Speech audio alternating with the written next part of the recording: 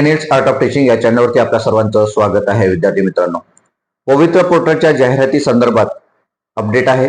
तसेच आपले जे प्राधान्यक्रम आहे ते प्राधान्यक्रम वाढवण्यात आलेले आहे हे आपल्या सर्वांना माहिती आहे. 2 तारखेच्या जे काही GR आलेले आहेत, शासन निर्णय, दोन शासन निर्णय आलेले आहेत आणि या शासन निर्णयाचे जे अपडेट आहे ते व्हिडिओमध्ये मी टाकलेलं आहे. विद्यार्थी मित्रांनो, त्यावर मी आता बोलणार नाही. आपल्या सर्वांना माहिती आहे की 50 वरून 100 प्रिफरन्स वाढवण्यात आले मुलाखतीशिवाय, आणि मुलाखतीसह जे 50 प्रिफरन्स आहे यामध्ये फायदा कोणाचा होणार आहे हे सर्वात महत्वाचं आहे. जाहिराती अजून यायच्या आहे. पहिल्या टप्प्याच्या जाहिराती, पहिल्या टप्प्याच्या म्हणजे जी शिक्षक भरती आहे तो पहिला टप्पा आणि दुसरा टप्पा. आपली सर्वांची मागणी आहे की पहिल्या टप्प्यामध्येच या सर्व गोष्टी व्हायला पाहिजेत. नंतर ज्या येणाऱ्या ज्या जागा आहेत किंवा आपल्या जी शिक्षण विभाग आहे या शिक्षण विभागाने संस्थांना दिलेला दणका, या दोन्ही गोष्टी महत्वाच्या आहेत. म्हणजे एक समिती बसवलेली ते एक महत्वाचं आहे. दुसरी बाब अशी की जे काही 100 मार्क्सचं जे सर्व याच्यात विश्लेषण दिलेलं आहे त्यानुसार विद्यार्थ्यांची होणारी जी किंवा उमेदवारांची होणारी निवड ही सुद्धा महत्वाचं आहे. म्हणजे जरी विथ इंटरव्ह्यू मध्ये जरी विद्यार्थी शिक्षक बनत असला तरी तो शेवटी शिक्षक बनणार आहे. विदाऊट इंटरव्ह्यू मध्ये जरी तो शिक्षक बनत असला तरी शेवटी शिक्षक बनणार आहे. कारण विद्यार्थ्यांना जेव्हा आपण मार्क्स बघतो आहे 186 180च्या वर मार्क्स आहेत, त्या मार्क्स पासनं तर 100 म्हणजे 2 डिजिट पर्यंत आपण कट ऑफ यायला पाहिजे, ही आपली कायमस्वरूपी भूमिका होती. वेगवेगळ्या आंदोलनांच्या माध्यमातून, हिवाळी अधिवेशनाचं आंदोलन असेल किंवा अर्थसंकल्पीय आंदोलन असेल, यात वेगवेगळ्या मागण्यांच्या माध्यमातून वेगवेगळ्या संस्था किंवा संघटना यासाठी काम करत आहेत. या सर्वांचं खूप खूप आभार आणि अभिनंदन सुद्धा. कारण या सर्वांच्या लढ्यामुळे आपल्याला यश मिळालेलं आहे. जे की काल जे 2 GR आलेले आहेत ते याचमुळे आलेले आहेत की प्राधान्यक्रम 50 होते, 50 मध्ये आपली स्पर्धा होती, परंतु 50 पुन्हा वाढवून देण्यात आले. म्हणजेच आपल्या 100 आपल्याला प्रिफरन्स मिळतात, त्यामध्ये पुन्हा आपल्याला संधी मिळतात. मग ही संधी आहे. जेव्हा व्हिडिओ युट्यूबच्या माध्यमातून किंवा या सोशल मीडियाच्या माध्यमातून वेगवेगळे व्हिडिओज आपल्याला देतात, त्यात चुकीची माहिती देणारे असतात. दुसरी गोष्ट, तुम्हाला पॅनिक करणारे, घाबरवणारे सुद्धा असतात की जागा येणार नाही किंवा खूप कमी जागा येणार आहे, या जिल्ह्यात जागा नाही, त्या जिल्ह्यात जागा नाही, कमेंटमध्ये देणारे जे विद्यार्थी आहेत ते विद्यार्थी असतात. म्हणजे वेगवेगळे युट्यूबचे व्हिडिओ बघून ते कमेंट देत असतात की कोण ऑथेंटिक माहिती देते की विश्वसनीय माहिती देत असतात. विद्यार्थी मित्रांनो, पुढील माहिती सांगणारा व्यक्ती हा डिपार्टमेंटल आहे, गव्हर्नमेंट नोकरीवर आहे की नाही आहे, तो शिक्षण विभागात आहे की नाही आहे, याबद्दल मी तुम्हाला सांगणार नाही. पण तुम्हाला त्याबद्दलची जी काही माहिती आहे युट्यूब चॅनलच्या माध्यमातून किंवा आपल्या स्नेहनील आर्ट ऑफ टीचिंग याचे जे ग्रुप्स आहेत त्या ग्रुपवरून किंवा फेसबुकच्या माझ्या पेजवरून तुम्हाला ते दिसणार आहेत. कारण या ज्या बाबी आहेत या बाबी अत्यंत महत्वाच्या आहेत. कोणी काही सांगते म्हणून त्यावर विश्वास ठेवू नका. ते तुम्हाला चेक करा, आधी तुमच्या डोक्यानं बुद्धीनं ते घासून बघा आणि नंतर त्यावर विश्वास ठेवा. विद्यार्थी मित्रांनो, कारण आपल्याला नोकरी लागायचं आहे, आपण टेट दिलेली आहे, आपण रजिस्ट्रेशन केलेलं आहे. मग त्यामध्ये स्पर्धा अत्यंत कमी आहे, मी वारंवार सांगतो आहे. एकीकडे 16,000 जागा असताना 16 लाख फॉर्म जात आहे म्हणजे पोलीस भरतीचे. तर जे विद्यार्थी रिप्लाय देतात की नाही असं कसं कट ऑफ कमी येऊ शकते, असं कसं कट ऑफ कमी येऊ शकते, मी तुम्हाला 200% गॅरंटी देतो. एसटीचा कट ऑफ हा 100च्या खाली येणार आहे, महिला वर्गाचा कट ऑफ सुद्धा 100च्या खाली येणार आहे, बरोबर. आणि ओपनचा जो कट ऑफ आहे तो 110 115 पर्यंत ओपनचा कट ऑफ येणार आहे. आणि त्याच्या मागची भूमिका कशाची असणार आहे, तर ती प्राधान्यक्रमाची असणार आहे. आणि या संदर्भात सुद्धा मी व्हिडिओ बनवलेले आहे. तर विद्यार्थी मित्रांनो, हे जे प्राधान्यक्रम वाढले यात फायदा कोणाचा होणार आहे, कोणत्या विद्यार्थ्यांना सर्वात जास्त चांगला फायदा होणार आहे हे लक्षात द्यायचं आहे. आणि जे विद्यार्थी ते म्हणजे जे विद्यार्थी बाउंड्रीवर त्यांनी घाबरू नये. एक लक्षात घ्यायचं आहे, 140 अबो किंवा 130 अबो असणाऱ्या विद्यार्थ्यांनी घाबरू नये. यांच्यासाठी सेफ झोन आहे. हे सेफ झोन आहे. तुम्ही चांगल्या पद्धतीने तुम्हाला प्रिफरन्स टाकायचे आहे. ज्या वेळेला तुम्ही प्रिफरन्स टाकता आहात त्यावेळेला तुम्हाला 4 ते 5 गोष्टी महत्वाच्या आहेत. म्हणजे त्याचा अभ्यास करणं गरजेचं आहे. तेच अभ्यास करून तुम्हाला प्रिफरन्स टाकायचे आहे. आणि प्रेफरन्स टाकत असताना आपण तुम्हाला सांगू इच्छितो, ज्या वेळेला जाहिराती येईल त्यावेळेला तुमच्या गुणानुक्रमाने आपण आपल्या ग्रुपवरती किंवा लाईव्ह आपण व्हिडिओ घेऊन तुम्हाला सर्वांना मदत करणार आहोत, प्रेफरन्स टाकायला मदत करणार आहोत. ज्यांना शहरात राहायचं आहे, ज्यांना ग्रामीण भागात नोकरी करायची आहे किंवा ज्यांना कमी मार्क आहे परंतु मी महाराष्ट्राच्या कोणत्याही कानाकोपऱ्यात जायला तयार आहे सर, पण मला नोकरी लागली पाहिजे, अशी जी भावना असणारे जे विद्यार्थी आहेत त्या सर्वांसाठी आपण मदत करणार आहोत. महत्वाचा विषय असा, कारण हा जिव्हाळ्याचा विषय आहे.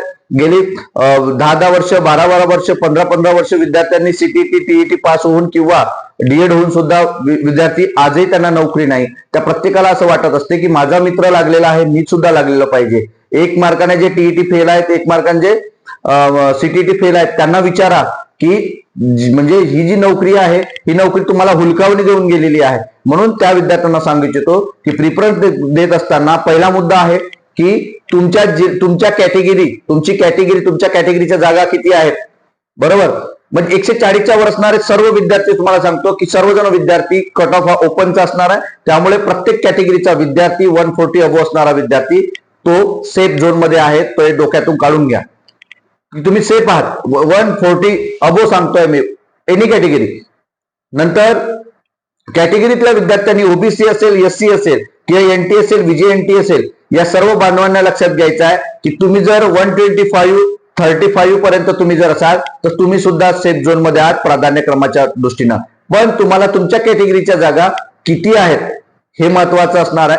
तुमचं अर्हता काय आहे, शैक्षणिक अर्हता, तुम्ही सीटीटी पास आहात का, डीएड झालेला आहात का, सीटीटी पास आहात का, टीईटी पास आहात का, एमएससी झालाय का, बीएससी झालाय का, फिजिक्स आपला मॅथ आणि सायन्स आहे का, सोशल सायन्स आहे का, या सर्व बाबी तुम्हाला अभ्यास करावा लागेल आणि त्यानुसारच प्रिफरन्स द्यावा लागणार आहे. कारण हे एकाच व्हिडिओमध्ये आपण सांगू शकत नाही. हा महत्वाचा मुद्दा आहे. म्हणजे 125 ते 35 पर्यंत अदर कॅटेगरीच्या महिला आणि पुरुष सुद्धा, कॅटेगरीतल्या, ओपन नाही, बरोबर. ओपनचं मी तुम्हाला सांगितलंय. नंतर जे एससी आणि एसटी कॅटेगरीतले विद्यार्थी आहेत ते 110 पर्यंत ओपन चॅलेंज, म्हणजे त्याच्यापासून ते एकदम 2 डिजिट पर्यंत.